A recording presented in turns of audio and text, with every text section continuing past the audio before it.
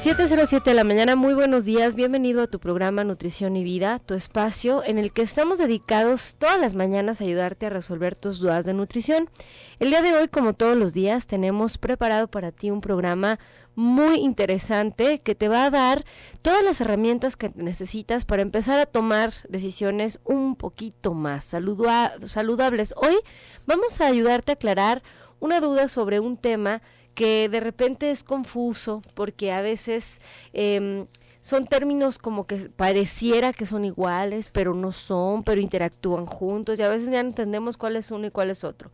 Hoy vamos a hablar acerca de la diferencia entre glucosa e insulina, que la verdad es que diferencia es hasta redundante, ¿no? Porque por supuesto no son cosas ni siquiera parecidas, pero mucha gente como las escucha juntas, como que vive confundida y dice, ¿pero entonces es lo mismo? ¿O entonces una tiene que ver con la otra? ¿O cómo tienen que ver?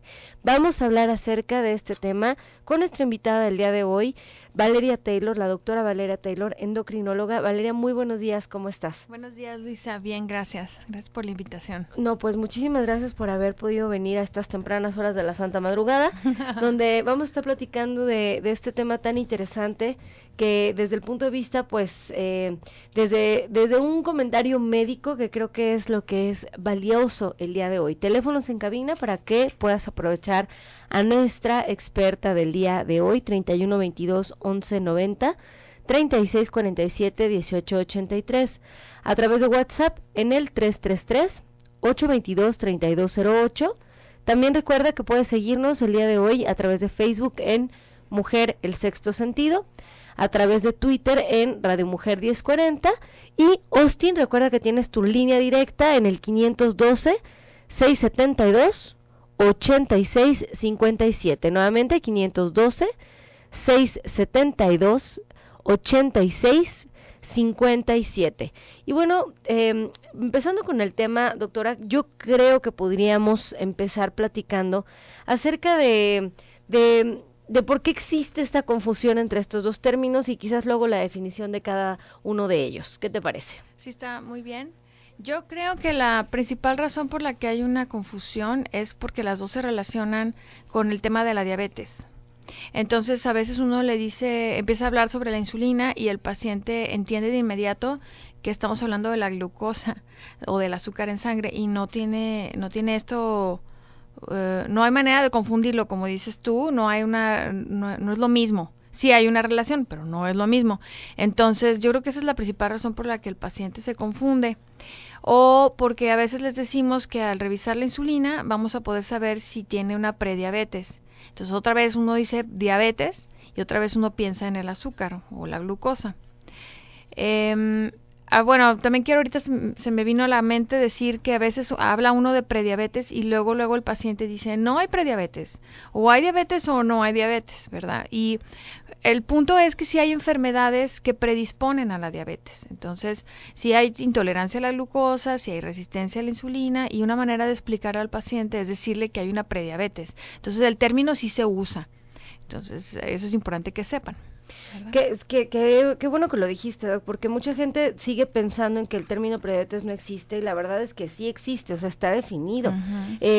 También tienen razón al decir que o hay diabetes o no hay diabetes, también es cierto, pero es que la diabetes y la prediabetes no son cosas iguales. No. De hecho, inclusive en el tratamiento podría parecer que son iguales y no son. Ni siquiera tiene que ver con el tipo de problemática que puedes tener en el después, o sea, las complicaciones no tienen nada que ver una con la otra. Entonces sí es importante que se entienda que nace de lo mismo, pero como es una situación metabólica, como que en diferentes estadios, por así decirlo, ¿no?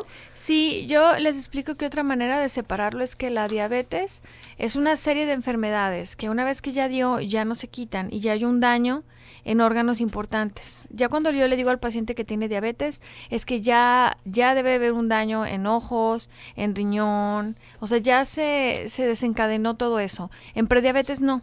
En prediabetes empezamos a ver que hay un cambio en el metabolismo, pero todavía se puede prevenir todo ese daño que va a haber en los órganos vitales, que nosotros llamamos órganos blancos. Entonces, órganos blancos y en estas dos patologías, en nuestras situaciones metabólicas, va a estar presente estas dos componentes que se llaman insulina y glucosa, Sí. y vamos a irlos definiendo poco a poco a lo largo del programa, y yo estoy segura que te van a salir dudas el día de hoy, así es que por favor no dudes, valga la redundancia, en comunicarte con nosotros, teléfonos en cabina o a través de WhatsApp, que ya lo tengo yo aquí en pantalla y también lo tengo en el celular, 333-822-3208, el día de hoy con la doctora Valeria Taylor, endocrinóloga. Y Toño, ¿te parece que nos vayamos a nuestra primera sección? Un segundito más, perfecto. Pues les voy a platicar que hoy les traigo una receta que estoy segura que les va a gustar y nos vamos con la siguiente sección. Nunca es tarde. Hoy empiezo. Pues fíjense que les voy a platicar de una página en Facebook que me encontré que estoy segura que les va a gustar, se llama Placeres Orgánicos, así la pueden seguir, donde me encontré que ponen ideas como muy fáciles, muy buenas, bonitas y baratas para hacer desayunos, ideas de colaciones, ideas de recetas que estoy segura que les pueden servir para tomar mejores decisiones el día de hoy. La receta del día de hoy que les puede servir está rica, no es para diario, es para de vez en cuando porque la están sugiriendo con una leche de coco, y acuérdense que la leche de coco finalmente como definición tiene grasa saturada en un gran porcentaje, entonces no puede ser para diario, pero de repente para variarle a los licuados que hagas en la mañana puedes poner un plátano congelado, medio aguacate, un kiwi, media taza de leche de coco y una cucharadita de chía. Queda espeso, queda con un sabor muy atractivo porque combina lo dulce del plátano y lo acidito del kiwi, y estoy segura que te puede ayudar a tener un desayuno delicioso esta mañana. Quédense con nosotros el día de hoy platicando de glucosa e insulina con la doctora Valeria Taylor. Quédate con nosotros, estás en el 1040 de AM. Regresamos.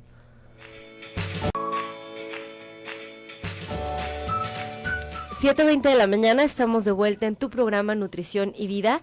Quiero recordarles a toda la comunidad de Austin, Texas, que nos escucha a través de Radio Mujer 95.1 de FM. Los queremos invitar al evento Mente, Cuerpo y Alma, donde estarán presentes el doctor Gilberto Priego con la conferencia ¿Cómo debo reestructurar mi vida? También la doctora Alicia Soltero con la conferencia Codependencia, un obstáculo para la felicidad. El doctor José María Echegaray con la conferencia ¿Cómo afectan las heridas de la infancia en la etapa adulta? Y la licenciada Alejandra Frías con el tema El perdón, mi regalo. La cita es el sábado 23 de abril a las 10 de la mañana en el auditorio Hill Country Church. Compra tu boleto llamando al teléfono 512-672-8657 y al 512-672-8657. Recuerda que tienes unos conferencistas de verdad de primera de gran talla. Es súper importante que si te interesa apartes tu lugar. Así es que bueno, vamos a seguir con el tema del día de hoy. La diferencia, que de verdad es mucho decir diferencias, que ni siquiera son cosas iguales, ¿no? Pero bueno, vamos a hablar de glucosa e insulina el día de hoy con nuestra invitada del día de hoy, endocrinóloga, la doctora Valeria Taylor, que antes de irnos al corte ya nos estaba explicando cómo entender de dónde nace esta confusión, de por qué hay pacientes que todavía como que se les hace bolas en la cabeza la idea de entender que son dos cosas diferentes, y nos decía que es porque recae, siempre que hablamos de glucosa o de insulina, en un tema específico que es diabetes o prediabetes, en un problema del metabolismo de la glucosa, y que a veces por eso, como lo mencionamos junto, pues es un tema que pudiera confundirse. Ahora, vamos haciendo la definición. ¿Cómo podemos definir la glucosa? Pues la glucosa es un azúcar, eso tiene que quedar muy claro, y es un componente del cuerpo, del ser humano. La verdad es que sin azúcar no podríamos vivir, porque la glucosa está todo el tiempo en el ser humano. Si nosotros nos sacamos sangre y medimos nuestro nivel de azúcar, todos vamos a tener algún nivel de azúcar, puesto que el cerebro trabaja con ese azúcar. Entonces, que quede muy claro que no es malo tener azúcar en sangre, es algo normal. Todos manejamos un promedio entre 70 a 100 miligramos por decilitro, así es que si nos hacemos un examen de glucosa en ayuno, debe de salir entre 70 y 100. Y ya explicamos por qué, pues porque es vital para la vida. Algo importante que hay que comentar es de dónde viene esa glucosa. No sé si quieres que Me también parece digamos. perfecto, sí, porque también hay confusión al respecto. Sí. Entonces, ¿de dónde sale? Una fuente que es la más conocida, pues es comiendo, ¿verdad? Si comemos, lo que comemos se transforma en azúcar, sea lo que sea. ¿Por qué? Pues porque al final explicamos que eso es lo que el cerebro necesita. Ya después entraremos en detalles de cómo pasa esto, pero lo importante es entender que todo lo que comamos al final su función es convertirse en azúcar. Pero cuando no estamos comiendo, alguien se debe de encargar de que esos niveles de azúcar no caigan o no disminuyan. Ese órgano es el hígado y el riñón. Usualmente yo nada más les digo que el hígado a mis pacientes porque es uno de los más importantes, pero el riñón también tiene una función muy importante para producir azúcar.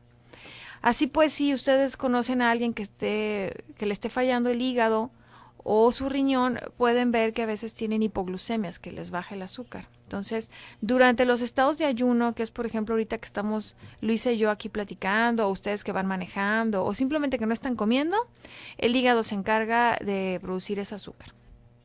Sí, porque no nos podemos quedar sin nada, precisamente porque la razón que ya dio Valeria es vital para la vida, o sea, lo necesitamos para que el cerebro siga funcionando y otras funciones, ¿no? No solamente el cerebro. Claro. ¿Para qué otra cosa necesitamos la glucosa? Bueno, la glucosa tiene una función muy extensa en el organismo y es la nutrición, la formación de nuevas células, el mantenimiento de las que están y funcionan un montón de procesos biológicos y químicos que hacen que nuestro cuerpo esté saludable. Entonces, la glucosa al final es un compuesto químico. Entonces tiene muchas funciones en muchas partes, pero a mí me gustaría dejar el mensaje de que el cerebro lo necesita porque quizás sea la más importante. Si la glucosa baja, el primero que sufre es el cerebro y podemos morir. Entonces creo que es la que deben de recordar y después pues en la nutrición del resto de nuestras células, así lo podemos dejar. Perfecto, y muy importante decirlo, o sea, es importante seguir como en esta línea de entender que el mantener una glucosa saludable o niveles normales de glucosa en sangre tiene que ser en este y en muchos temas como la principal, lo primero que tenemos que atender, porque el cerebro, o sea, sufre. Así es. ¿Cómo sufre? ¿Qué sentimos cuando esto sucede? Si se me baja el azúcar, por ejemplo. Es una serie de síntomas. El paciente se empieza a poner como nervioso. Empiezan a haber palpitaciones, puede sudar frío, si continúa bajando entonces puede empezar a desvariar, a tener pensamientos de miedo, a temblar, tener los llamados calosfríos. Todo esto son lo que sucede cuando son los primeros momentos o la primera hora, ¿no?, de la hipoglucemia. Y ya más avanzado pues puede caer en un estado de somnolencia y finalmente dormirse, que es un estado de coma, que sería el más grave. Que sería, o sea, quiere decir que hay como muchas etapas en las que el cerebro nos puede estar avisando que algo no está bien. Sí, porque nosotros tenemos varias hormonas que regulan el que no se nos baje el azúcar. No está nada más el azúcar y ya, el cuerpo es muy inteligente. Entonces, dependiendo de cuánto tiempo pase y estemos con hipoglucemia, lo que nosotros sentimos. Entonces, por eso es que mucha gente se investiga qué sucede, que de repente se pone muy temblorosa, se sienten mareados, se sienten ansiosos y dicen, bueno, que tengo ansiedad y resulta que lo que tuvieron fue una hipoglucemia. Entonces son parte de los primeros síntomas. Y bueno, conforme ya comentamos, conforme no se trate, va escalando hasta llegar al coma. O sea, puede llegar a un coma e inclusive, ¿pudiera alguien morirse de una baja de azúcar? ¿Valeria? Sí, por supuesto que sí. Los que están en más riesgo son los pacientes con diabetes y los que están tomando antidiabéticos y especialmente los que toman algún grupo que se llama sulfonilureas. No sé si ellos, los radioescuchas lo recuerdan bien porque es la glibenclamida que se da muchísimo, es un medicamento peligroso. Los endocrinólogos lo sabemos y ya no lo usamos, esa es la realidad. Y obvio, cuando la insulina es el mejor medicamento, pero si se pasa la dosis, si el paciente no come o si se llega a poner un poco de más por cualquier causa, pues puede ocasionar hipoglucemia. Correctísimo. Entonces, vamos a entender que la glucosa la necesitamos para vivir, que un digamos que un nombre parecido o que se puede entender igual es azúcar o glucosa, sí son sinónimos. Sí. Lo necesitamos para que el cerebro no sufra y que si está sufriendo va a dar una serie de síntomas que nos pueden llevar a la muerte. Ahora, nos decías que las fuentes para conseguir esa glucosa son primero comiendo y cuando no comemos, pues poner a trabajar al hígado y al riñón. Sí. ¿Habría una tercera fuente de conseguirlo? No, realmente estas son las fuentes, sí, las más importantes. Se sabe que otros órganos también participan, pero la verdad es que los más importantes son hígado y riñón. Correcto, con que quede eso como que bien claro Sí. en los oídos de ustedes, radioescuchas, creo que es más que suficiente. Ahora, acabas de mencionar a la insulina Sí. como un medicamento. ¿También es algo que nosotros producimos? ¿Qué es la insulina? Bueno, pues ya dijimos que alguien se encarga de producir azúcar en el cuerpo, que es el hígado y el riñón, pero si nosotros nada más dejáramos que el hígado, el riñón o la comida entraran y rigieran el azúcar, todo el tiempo traeríamos azúcar alta. ¿Por qué les explico esto? Porque alguien en el cuerpo se encarga de que este azúcar no suba de más. Vamos a decirlo así, el hígado y el riñón se encargan de que el azúcar no baje, porque están produciendo azúcar. Y hay otro órgano que se encarga de que ese azúcar no se vaya más arriba de 100. Ese órgano se llama páncreas y produce una hormona que se llama insulina. Entonces, con esto les digo que insulina es una hormona cuya función es que la glucosa o el azúcar que está en nuestras venas o torrente sanguíneo se aproveche, entre a la célula. Que se aproveche, o sea, como definición vamos a decir que es una hormona. Nos quedamos con esta idea regresando al corte. Vamos a seguir platicando acerca de glucosa e insulina con nuestra invitada del día de hoy, la doctora Valeria Taylor. Quédense con nosotros, estás en el 1040 de AM. Regresamos.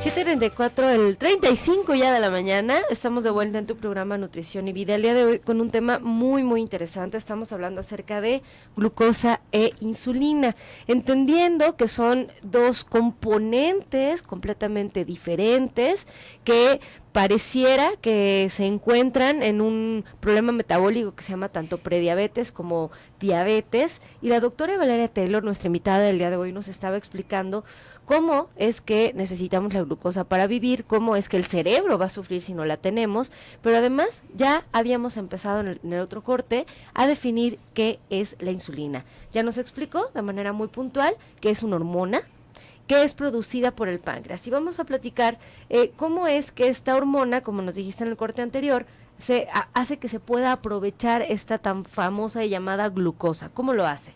Lo que pasa es que el páncreas es inteligente, entonces cada vez que comemos se libera determinada cantidad de insulina. Entonces, eso ya está programado, ni siquiera nos damos cuenta. Pero es importante porque si no hay insulina, la glucosa se queda alta en sangre, que es lo que les sucede a los pacientes con diabetes. Para el resto de la población, pues así funciona. La insulina lo que hace es que ese azúcar que está en la sangre se pueda aprovechar por la célula. Nosotros les decimos que es la llave que abre la puerta de la célula. Entonces, no hay insulina, el azúcar va a estar alta. Y además no nos va a poder nutrir, no la vamos a poder aprovechar, va a estar dando vueltas por la sangre. Si hay insulina, pues entonces las funciones tan importantes que ya dijimos que tiene el azúcar o la glucosa se pueden llevar a cabo. Correcto, o sea, quiere decir que una cosa no puede funcionar sin la otra. Exactamente. Así es sencillo. Pero entonces, doctora, por aquí hay una situación común en los pacientes que ya viven con diabetes, donde si me lo preguntas con lo que me acabas de decir, la insulina es una maravilla, ¿no? Sí. Cuando se me echa a perder entonces, que sería en una diabetes, porque lo podemos decir así, lo ideal sería empezar con insulina. ¿Por qué entonces los pacientes tienen tanto miedo de empezar a usar la insulina cuando podría, desde este punto de vista, parecer lo mejor?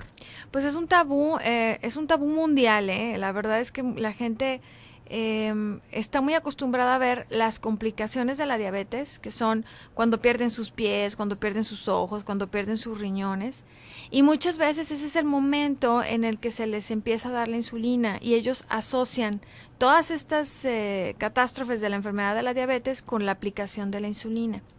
Esto no es así, ellos tienen que saberlo. La culpable de que se queden sin su vista, que se infarten, que les corten sus piernas, es la diabetes y es la falta de insulina. Entonces, si se da la insulina a tiempo, se previenen todas estas complicaciones. Esa es una de las razones, los pacientes me la han dicho abiertamente. La otra es que la vecina les aseguró que así era, ¿verdad? O el amigo o el primo, siendo que ninguno de ellos son médicos. Y la tercera es que la insulina hasta donde vamos es inyectada. Digo hasta donde vamos porque ya parece ser que vamos a empezar a tener insulina tomada en los próximos años, ya está en investigación.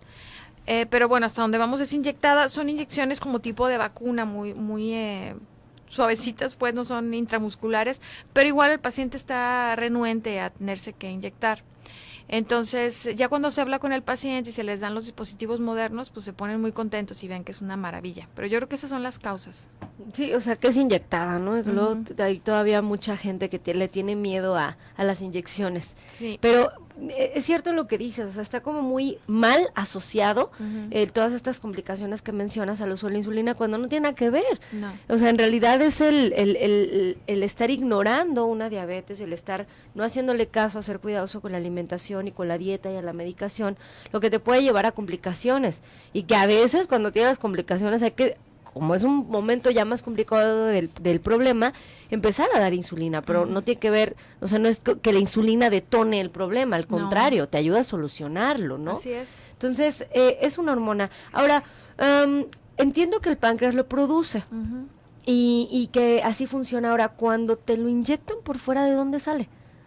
Bueno, al principio también salía de los animales. La insulina fue alrededor de 1920 que se descubrió en Canadá y venía de un perro, ¿verdad? La extraían de los perros. Pero ahora ya utilizamos las hormonas recombinantes, que quiere decir que ya se obtienen por mecanismos moleculares, ya no se necesita sacar de ningún animal y están más puras, tienen menos efectos secundarios en los pacientes, entonces ya no se necesita sacar de ningún animal, ningún ser vivo, se producen ahora sí en laboratorio y de ahí es de donde se derivan, se llama por recombinante ADN. Entonces, al final tenemos la insulina que queramos, es mucho más segura, hay de muchos tipos porque lo que importa aquí es la duración de las insulinas y pues el paciente se puede aplicar la que sea dependiendo de lo que su médico le indique. Es una maravilla, ¿verdad? Sí, es una maravilla la insulina, de verdad. Muchos tipos. ¿Cómo podemos dividir o saber cuáles son los tipos de insulina? Está la lenta, es pues por su duración. O sea, hay veces que se inyectan los pacientes una vez y esa es lenta. Luego, una vez al día, perdón. Y luego se pueden inyectar 2 veces y esa es la intermedia porque dura nada más 12 horas. Entonces se tienen que volver a inyectar si no se quedan sin el efecto. Y hay unas que llamamos rápidas o ultra rápidas. Esas duran 4 horas y también importa en cuánto tiempo empiezan a actuar. Estas que son ultra rápidas, si nos la aplicamos a los 5 minutos ya está el efecto. Pero la lenta que les decía que dura 24 horas, se le aplica al paciente y empieza a actuar 2 horas después. Entonces todo esto a nosotros nos sirve para indicarle al paciente si debe de comer inmediatamente o si no importa si come o no. Son muchas cosas que el médico les indica. Correcto, o sea, tenemos que entonces ser muy puntuales cuando estamos ya viviendo con una insulinización, un esquema de estarme teniendo que poner la insulina por fuera, muy, muy, muy estrictos en cómo estamos haciendo los alimentos, Sí. en cómo seguir las indicaciones que el médico me esté dando, porque si no, ¿qué podría pasar? Pues lo que decíamos, la hipoglucemia. De hecho, lo que hacemos ya varios endocrinólogos es las insulinas ultra rápidas, que les digo que empiezan a actuar 5 minutos después, les decimos que se las pongan inmediatamente después de comer. O sea, si la vamos a utilizar 2 veces al día, vamos a decir, después de desayunar y después de comer. Entonces ya ahí ya no existe el riesgo de que haya una hipoglucemia porque el paciente ya comió. Y entonces, como son tan rápidas, pues actúan casi inmediatamente que el paciente acaba de terminar de comer y evitamos que se suba demasiado el azúcar. Porque luego el riesgo es que a veces se ponían la insulina y no comían, ¿no? Sí, les hablaba a la mamá y luego estaban en el teléfono y luego ya, bueno, ahora sí voy a comer como 15 o 20 minutos después y pum, no les daba el bajón. Al suelo. Al suelo. Entonces, ya eso ya no sucede también por esta ventaja de que son tan rápidas que se pueden aplicar inmediatamente después de comer.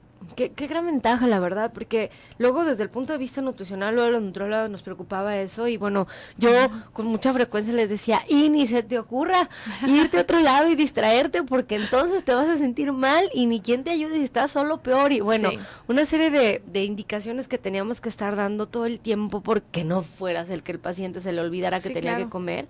Y andan como, primero se ponen como borrachitos, o sea, de verdad, empiezan a arrastrar la lengua al hablar, o sea, se ponen muy débiles y pueden llegar hasta el desmayo, ¿no? Así es. Entonces, sí. ahora con todas estas ventajas que tenemos de vivir en esta vida moderna, de tener insulinas que son tan eficientes para poder lograr que se dé este transporte de glucosa, que es tan rápida, pues ya no suceden estas cosas, ¿no? Sí. Entonces, hay opciones. Sí, sí hay opciones, por supuesto. ¿Cómo se decide cómo se necesita un esquema de insulinización en un paciente?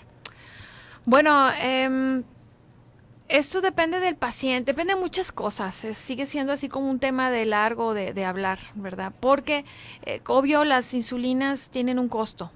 Entonces, las más nuevas son más caras que las que teníamos al principio. A veces las más modernas no se tienen en los institutos de seguridad social, es decir, en los hospitales donde dan seguro público. Entonces, bueno, uno tiene que trabajar con lo que tiene. Entonces, a veces es la que tenemos. Otras veces a veces el paciente nada más necesita un piquetito al día, entonces utilizamos la lenta. A veces el paciente ya necesita antes de cada comida. Entonces, eso depende del paciente, depende de la edad, depende de las posibilidades económicas. Todo eso es lo que influye en que nosotros tomemos la decisión. Se platica con el paciente, se define de acuerdo a sus exámenes también. Entonces, es como un arte, puedes decidir qué tipo de insulina. La verdad es que todas las podemos usar, pero a nosotros los endocrinólogos nos gustan mucho las lentas porque no dan tanto hipoglucemia. Pero hay pacientes que necesitan rápida y lenta y entonces en lugar de que se estén picando 4 veces al día, mejor les damos una mezcla. Correcto. Total. Regresando del corte, vamos Sí. a ir platicando de esto. Quédense con nosotros, estás en el 10:40 de AM. Regresamos. 7:49 de la mañana, estamos de vuelta en tu programa Nutrición y Vida con un programa tan sabroso fuera del aire, no tienen ni idea. Pero el día de hoy quiero reiterarles a toda la comunidad de Austin, Texas, que nos escucha a través de Radio Mujer 95.1 de FM, al evento que se llama Mente, Cuerpo y Alma, donde estarán presentes el doctor Gilberto Priego con la conferencia ¿Cómo? ¿Debo reestructurar mi vida? La doctora Alicia Soltero en la conferencia Codependencia, un obstáculo para la felicidad, y el doctor José María Echegaray con la conferencia Cómo afectan las heridas de la infancia en la etapa adulta, y la licenciada Alejandra Frías con el tema El perdón, mi regalo. La cita es el sábado 23 de abril a las 10 de la mañana en el auditorio del Hill Country Church. Compra tu boleto llamando al 512-672-8657, 512-672-8657. Y vamos a seguir con nuestro tema con nuestra invitada del día de hoy, la doctora Valeria Taylor, endocrinóloga, que ya nos estaba explicando cuál es la definición de la glucosa, cuál es la definición de la insulina, que la insulina es algo que nosotros producimos, es una hormona, pero que además se va a conseguir de manera digamos que sintética y que es de uso muy seguro. Ahora, tenemos muchas preguntas del público. Para empezar, nos dicen por aquí, buenos días, ¿podrían explicarme con manzanas y palitos la resistencia a la insulina, por favor? Sí, es sencillo, ya sabiendo pues que el páncreas es el que produce la insulina. Hay un estado en el cual el paciente empieza a aumentar de peso, eso es lo más usual. Y ese exceso de grasa hace que la insulina que produce nuestro páncreas no pueda llegar a hacer su función. Por eso se llama resistencia a la función de la insulina. Así, nada más nos falta eso de función y a lo mejor ya se entendería el término.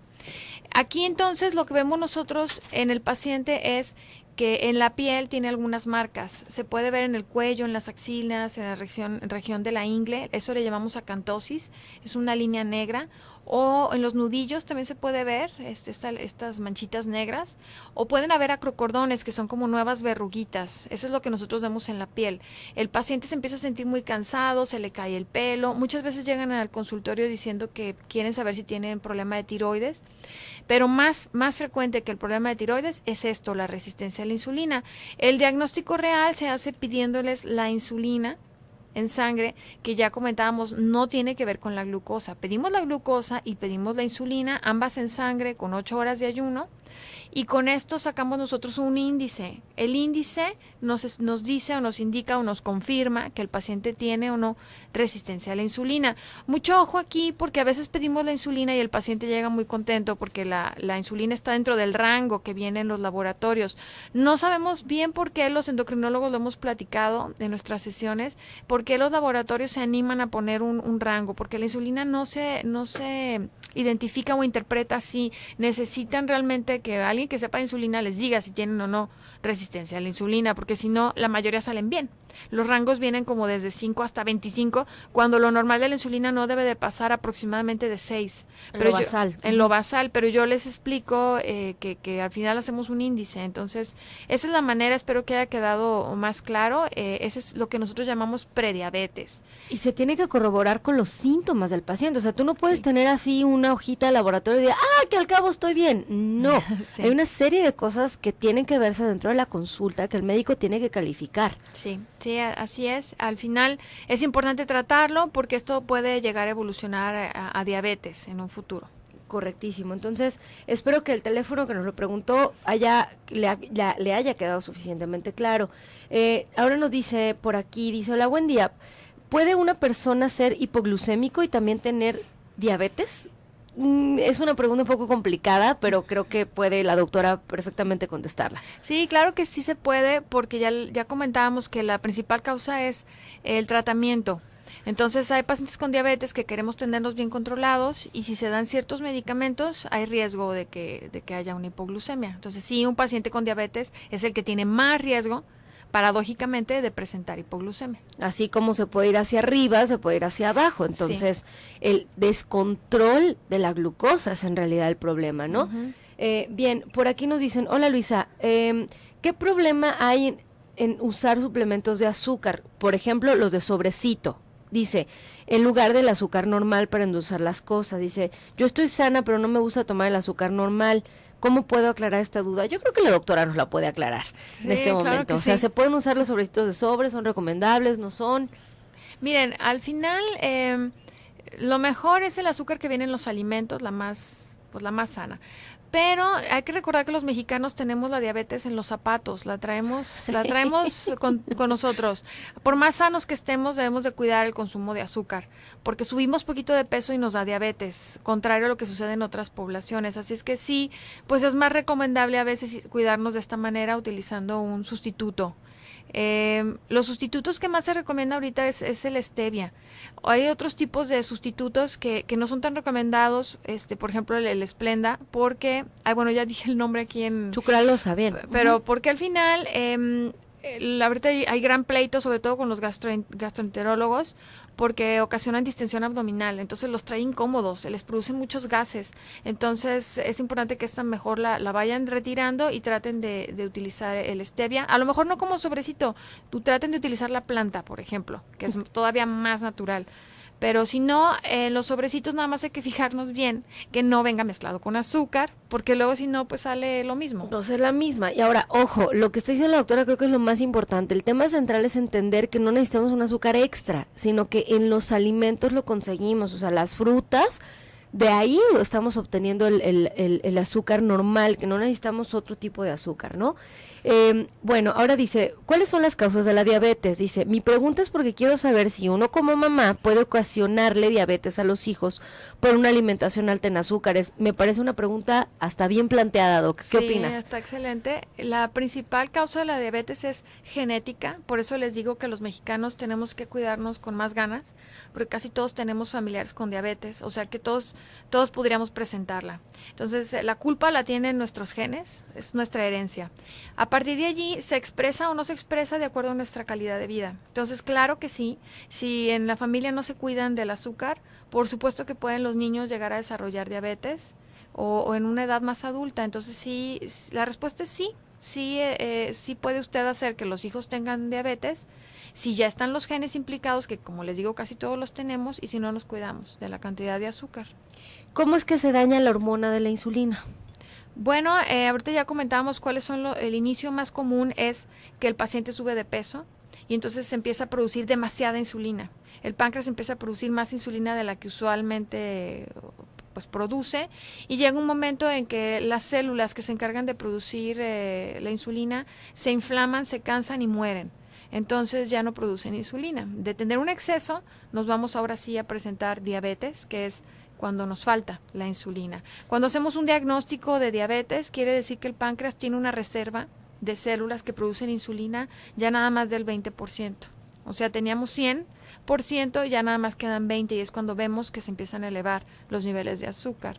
Espero que haya quedado claro. A veces con imágenes es más sencillo de explicar, pero bueno, creo que ese es el mensaje. Así es como empieza la diabetes. Así es como empieza la diabetes. Dice, buen día, muy interesante el programa, felicidades a la invitada, sobre todo por orientarnos, de Juana Peña. Claro que sí. Nos preguntan cuál es la estación, es el 1040 de AM, no sé por dónde nos estaban escuchando. Dice, buen día.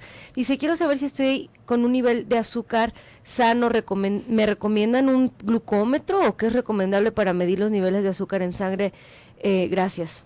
No, los glucómetros son para una persona que ya tiene diabetes y es para poder llevar su control, no son para hacer diagnóstico. Tiene que ir a un laboratorio y sacarse una muestra de sangre con 8 horas de ayuno y pedir glucosa, con eso sabemos. Si quiere saber también si tiene prediabetes o resistencia a la insulina, entonces tiene que sacarse glucosa e insulina, con eso ya le podríamos decir. Bien, para la foto que me están mandando de la marca comercial de la stevia, no, esa trae azúcar añadido, ya habíamos dicho que esa no, esa marca no nos gusta. Doctora, tus datos, por favor, ¿dónde te podemos localizar? Yo estoy en medicina privada en el Francisco Rojas González, 571, y mi teléfono es el 1523-3426. Si tienen alguna duda me pueden escribir también en DRA de doctora, valeriataylor@gmail. Perfecto, nuevamente tu teléfono. Es 1523-3426. Correcto, tenemos por aquí algunas dudas, pero no alcanzamos a aclararlas todas. Concepción Flores, a la que le tienes que hablar es a Valeria Taylor, por favor, nos preguntabas de todo tu caso completo, por favor habla a Valeria, ya tienes el teléfono y espero que te pueda orientar, estoy segura que así lo va a hacer. El teléfono 1523-3426. 1523-3426. El programa lo repiten a las 9 de la noche y lo puedes buscar en www.radiomujer.com.mx con el nombre Diferencia entre glucosa e insulina. Que tengas un excelente inicio de semana. Valeria, muchísimas gracias por tu tiempo. Gracias a ti, Luisa. Bien, los dejamos en un programa más del doctor Gilberto Priego. Espero que tengan un excelente lunes.